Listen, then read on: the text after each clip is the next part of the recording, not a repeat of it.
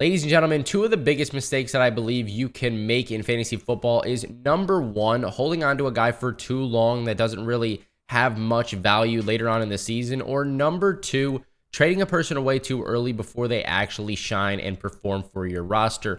So week number 7, I'm going to name this as the disaster week 7 in fantasy football. There was a lot of names on here that you'll recognize. Austin Ekeler, Cooper Kupp, Raheem Mostert, all projected a lot of fantasy points that just dropped duds. We're going to go over if you should be trading them away, trading for them, or third, last but not least, holding on to these players. We're going to start it off with Austin Ekeler. 10.2 and 5.6 PPR fantasy points in the 2 games since his return from that ankle injury. In those games so far, he's went up against the Dallas Cowboys, who can clearly hold their own without Trayvon Diggs even on the field, as they're currently giving up the 3rd least amount of total yards in the league this year. And then they face the red-hot Kansas City Chiefs defense as of late. Super annoying for Ekeler owners that Joshua Kelly broke off a long touchdown run also in that game against the Chiefs. My problem right now isn't the lack of production on the ground from Ekeler, but it's the lack of passes that are actually heading his way. He caught just 1 pass for 1 yard in that game against the Chiefs. Do you guys know when the last time Ekeler had less than 2 receptions in a game was? It was week number 1 of the 2021 season. That's a ridiculous stretch of time, having at least 2 receptions in every game. At this point in time, I'm not looking too far into this situation because, like we talked about, these are 2 solid defenses that he just went up against. Now he goes up against the Bears in week number 8.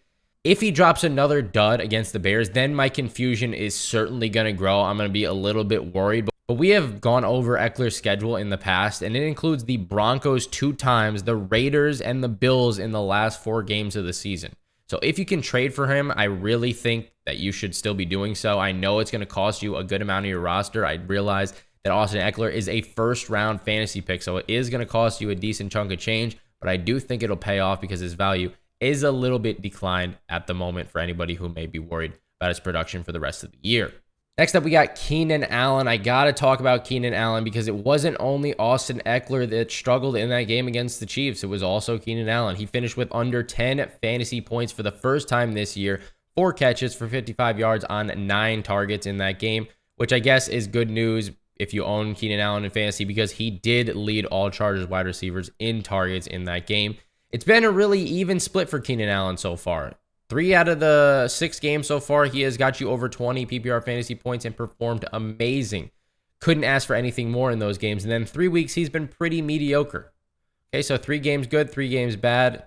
Still ranking in the top 5 wide receivers in fantasy football right now. I wouldn't really be panicking on Keenan Allen just yet. He should be in for a bounce back game against the Chicago Bears in week number 8. Also, a little something to note is that Joshua Palmer is really becoming a great second option behind Allen in this offense, seeing a ton of snaps in the process. In fact, he actually saw the most snaps out of any Chargers wide receiver in that week 7 matchup against the Kansas City Chiefs. Next up, we got Cooper Kupp. Well, it turns out we finally realized that Cooper Kupp can be human sometimes. He had a couple of drops early on in this game, and I do have to admit, the Steelers defense did a very good job of locking him up in that contest. They didn't do so well locking up Puka Nacua, who ended up dropping 23.4 PPR fantasy points on him. This really seems like a situation where both of these guys will be top 10 options for the rest of the season, in my eyes at least. But it's your job to figure out who is going to go off on any certain week. Week number 6, Kupp dominated and Nacua had a bad game. Exact opposite happened against the Steelers in week 7, where Nacua dominated and Kupp played pretty poorly. Since Kupp has returned from his injury, both him and Nacua have a target share of over 35% each, which obviously combines for 70% of team targets. This really makes every other pass catcher on this team pretty much irrelevant in fantasy football. But for sure, this is a situation where I would be going out and trading for not just Cooper Kupp, but also Puka Nacua. If you can get one or the other, I don't mind having either on my team for the rest of the year. Next up, we got Raheem Mostert. Listen, the Dolphins have proved time and time again that they just cannot play well against tough teams. This is exactly what happened in that Eagles game on Sunday night. I'm not knocking the Dolphins for fantasy football purposes, by the way. You just need to be aware of these situations. When they do play against good teams, you got to lower your expectations a little bit against those teams. Sunday night, Mostert ended up with 9 rushes for 45 yards and just 1 catch for 6 yards. I'm honestly surprised that they didn't try to run the ball a little bit more, considering he was averaging 5 yards per carry. But the Eagles did exactly what they do best. They dominate the time of possession. They had the ball for 13 more minutes than the Dolphins did in that game. Mostert is sitting at the number 2 running back in fantasy football right now, but I do not think he's going to finish there. Okay, week number 10, Achane comes off IR. Jeff Wilson Jr. should be more involved in the offense by then, and who knows what's going to happen with Salvon Ahmed, if he's going to get any more touches as time goes on. With how high-powered this offense has been, I completely understand the appeal to want to keep Raheem Mostert for your fantasy football playoffs. If you want to do that, be my guest, go ahead. But if it was my roster that he was on and I had some other solid running back options, I'd probably trade him for a receiver or, a better, I don't want to say a better running back option, but a more consistent running back option. Because once all those guys are back, you don't really know what's going to happen with Raheem Mostert. I would be hoping over these next couple of weeks, at least next week against the New England Patriots, that he has a great game. Then I would be looking to trade him away while his value is still crazy high. Next up is Josh Jacobs. Josh Jacobs dropped yet another dud in fantasy football against the Bears, finishing with just 5.1 PPR fantasy points and once again averaging just over 3 yards per carry. The guy is consistent, I'll tell you that. He is consistent at ranging from 3.1 to 3.6 yards per carry in the last 5 games. He's done that in every single one of them. 3 issues happened for me in this game against the Bears for Josh Jacobs. Number 1 is that Brian Hoyer and Aiden O'Connell simply just don't use Jacobs the same way that Jimmy G does. Number 2 is that Jacobs caught just 1 pass for 6 yards in that game. And number 3 is that the offense as a whole just went out there and absolutely sucked. They had a good plan in the beginning of the game. They were feeding Devonta Adams, and I don't know what happened. They just stopped giving him the ball. He disappeared basically the entire rest of the game after the first quarter. I do have a ton of questions for this Raiders offense, but Jacobs' value is still pretty low right now, so the trade value just wouldn't be there, in my opinion, to dish him off unless you're going to get something really good in return. Also, we went over him in our fantasy running back playoff video, and I still like his schedule late in the season if the Raiders can turn things around by then. But I would also need to see his receiving work return to normal as well if I'm comfortable holding him for the rest of the year. Next up, we got Aaron Jones. I'll say it right now. This Packers offense is just really disappointing for me. Love was looking all right the first few weeks, but now I feel like everything is kind of falling apart. I mean, not having any points going into halftime against one of the worst defenses in the Denver Broncos is a huge problem. Christian Watson got injured late in this game on the final drive, I believe it was, and apparently so did Luke Musgrave. He was in a walking boot after this game was over. So this team is right now injury-ridden, and let's say the run game is strange to say the least. While Aaron Jones was sidelined due to that hamstring injury, Dylan started off by being unplayable in fantasy. He scored 7.3 and 3.3 PPR fantasy points in his 2 starts with Jones out. Then Aaron Jones briefly came back before sitting once again in week number 5, where Dylan finally played pretty well. He scored 13.6 fantasy points in that game. Now in the week 7 return, when Jones is finally healthy, Dylan once again leads this backfield with 15 carries for 61 yards. I would imagine that they're slowly going to integrate Aaron Jones back into this offense and he would retain that main role. That being said, like we just talked about, this offense is kind of scary. All right, they lost to the Broncos. That is a bad sign to me.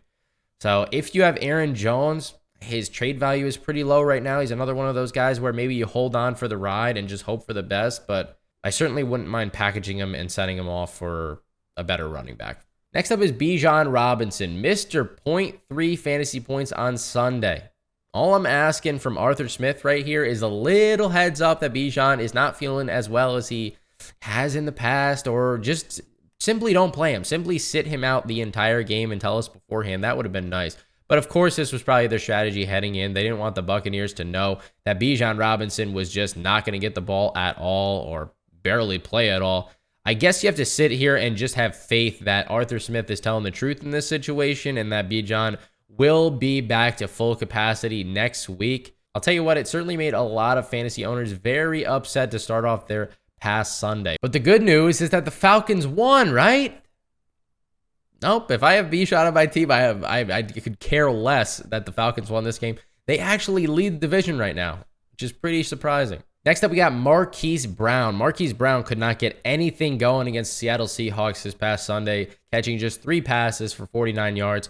The good news for Brown is that it wasn't just him that struggled. It was the entire team. Brown actually led the team in targets, snaps, and routes ran. I'm really hoping his production can increase next week, and even more so when Kyler Murray gets back and starts playing. Last year when Hopkins was suspended and Brown was the #1 target for Murray, he averaged 19.54 PPR fantasy points per game throughout the first 5 weeks. Marquise Brown and James Conner, I'm going to be honest, are the only 2 pieces of this team that I would want in fantasy football. I would be trading for those guys while their value is still so low. James Conner, by the way, still has an off IR for another 2 weeks. Next is Devonta Smith. Smith has been just straight up overshadowed by A.J. Brown ever since the end of that Vikings game. He ended up with just 4 catches for 49 yards on Sunday night against the Miami Dolphins, which was a game that he was expected to do very well in. While A.J. Brown had another insane game, catching 10 passes for 137 yards on 15 targets. Half of Jalen Hurts' pass attempts went A.J. Brown's way in this game. I will say it's getting very hard to not lose hope in this situation. There are a lot of analysts saying to bench Devonta Smith in the upcoming weeks, but me, you guys saw my team at the beginning of the year. I have Jalen Hurts, I have A.J. Brown, and I also have Devonta Smith. I don't know if I can sit here and bench Devonta Smith right now. I just know that the moment that I do that, he's going to drop 25 PPR fantasy points. I just know it's going to happen. Next week, they go up against the Washington Commanders, who are ranking 27th against the pass. If he can't get anything going in that game against the Commanders, then I think we do have a real problem on our hands with Devonta Smith, but I'm being a little bit more patient than other fantasy managers, per se, in that situation. He's still a hold for me if you have him in fantasy. I don't know. Let me know what you guys are doing with Devonta Smith in the comment section down below. Next up is Calvin Ridley. This man, Calvin Ridley, just cannot be trusted to perform consistently in fantasy this year. 4 duds, 1 mediocre game from him, and 2 good games so far this year. If I have the choice right now of Calvin Ridley or Christian Kirk, it is very easy. It's Christian Kirk by a landslide. Kirk is currently a top 15 wide receiver in fantasy, and although he hasn't been getting the most targets, it does not matter. He's been making the most of his opportunities, unlike Calvin Ridley has so far this year. Jamal Agnew had more action in this game than Calvin Ridley did. And you know who else had more receiving yards than Calvin Ridley? Tim Jones. I'm sorry, but who is Tim Jones? How is he getting more receiving yards than Calvin Ridley? A guy that you drafted in the 3rd, 4th round of fantasy football. Maybe 5th round if you got lucky. It's not even luck at this point. It's just ridiculous. You can only give this guy so many chances out here. And right now, I'm either trading him away or letting him just nestle in, get cozy on my bench because I'm not starting Calvin Ridley right now.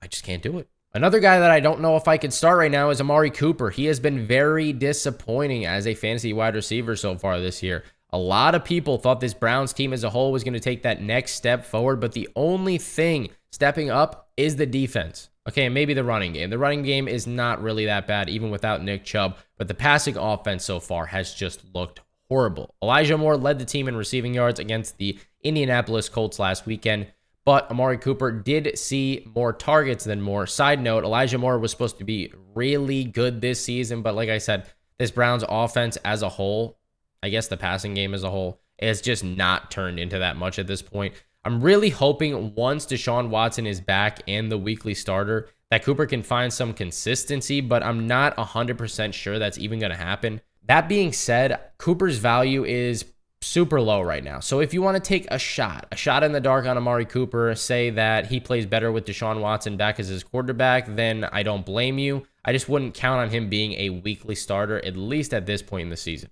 Next up, we got Christian Watson. He apparently hurt his knee on the final drive against that game against the Broncos on Sunday. He said he's in a bit of pain, but he should be good to go in the upcoming weeks. We already talked about it earlier with Aaron Jones. This offense as a whole has just been falling flat this year, with knee injuries also being a little bit hard to overcome. They can be re-aggravated pretty easily. It's a little bit worrisome. As much as fantasy owners, might hate it, Romeo Doubs might be around to stay for this season. If you want to limit your exposure to this offense, then I would get rid of Christian Watson while you still can. Who knows if he's going to be healthy? I don't think he's going to be as explosive as he was last season, even if he is healthy. Last but not least, we have Gabe Davis. This is really nothing new here with Gabe Davis. The guy is just extremely boom or bust and has been for his whole career now, and he showed us that once again this past Sunday against the New England Patriots. Just 1 catch for 6 yards on 5 targets. The Bills as a whole just really looked off in this game. There should be better weeks ahead for the entire Bills team, but I don't love the fact that Davis always has that chance to drop an unbearable fantasy performance, a much higher chance than most other wide receivers in fantasy. But if you're willing to take that risk, then go ahead and get him, because he's had 2 straight duds in a row. It's only a matter of time before Gabe Davis has one of his 20, 25 fantasy point games. If you start him, then you'll feel like a genius. But if you play him on those weeks where he gets 1 or 2 fantasy points, no, not feeling good about it. Anyways, guys, if you enjoyed this video, as always, make sure to drop a thumbs up, subscribe to the channel if you are new. I will catch you in the next video. Peace.